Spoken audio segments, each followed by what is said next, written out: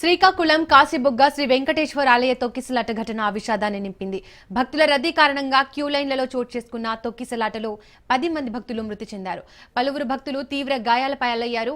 కార్తీక మాసం ఏకాదశి పర్వదినం కావడంతో భక్తులు వేల సంఖ్యలో కాశీబుగ్గ శ్రీ వెంకటేశ్వర దేవాలయం సందర్శనకు తరలివచ్చారు.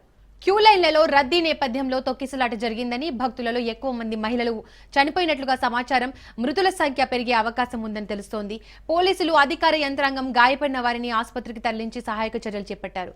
కాశీబుగ్గ టౌన్ లో ఒక ప్రైవేటు వ్యక్తి వెంకటేశ్వర దేవాలయాన్ని కట్టాడు. అక్కడి నుంచి కార్తీక మాసం ఈరోజు చాలా మంది అక్కడ దర్శనానికి వెళ్లిపోయారు. కనీసం ఆయన చేసినప్పుడు పోలీసుకు కూడా చెప్పలేదు. చెప్పుంటే పోలీస్ ప్రొటెక్షన్ పెట్టి ఎక్కడికక్కడ కంట్రోల్ చేసేవారం.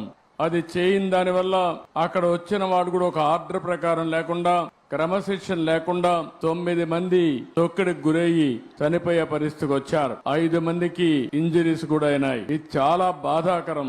నేను ప్రతి ఒక్క ప్రాణాన్ని కాపాడుకోవాలని అనేక ప్రయత్నాలు చేస్తా ఉంటే కొంతమంది ప్రైవేటు వ్యక్తులు ఇలాంటి కార్యక్రమాలు చేయడం చాలా బాధాకరం. దీన్ని నేను చాలా తీవ్రంగా ఖండిస్తున్నా.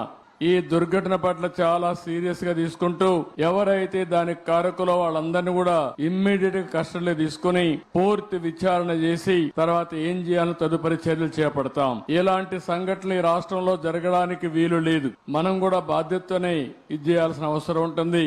అలాంటి కుటుంబాలకు నా ప్రగాఢ సానుభూతి తెలియజేసుకుంటూ చనిపోయిన వాళ్ళందరికీ మన నివాళులు అర్పిస్తూ వాళ్ళ ఆత్మకు శాంతి కలగాలని, అది కూడా దేవుని సన్నిధిలో చనిపోయారు, దేవుని కోసరం పోయారు. కానీ ఈ రోజు వాళ్ళంతా కూడా ప్రాణాలు వదిలిపెట్టే పరిస్థితి వచ్చారు. చాలా బాధేస్తుంది. కాశీబుగ్గలో జరిగిన సంఘటన పట్ల దిగ్భ్రాంతిని వ్యక్తం చేస్తూ చనిపోయిన వారి పట్ల నా ప్రగాఢ సానుభూతి తెలియజేసుకుంటూ వారికి ఆత్మశాంతి కలగాలని భగవంతుని మనస్ఫూర్తిగా ప్రార్థిస్తూ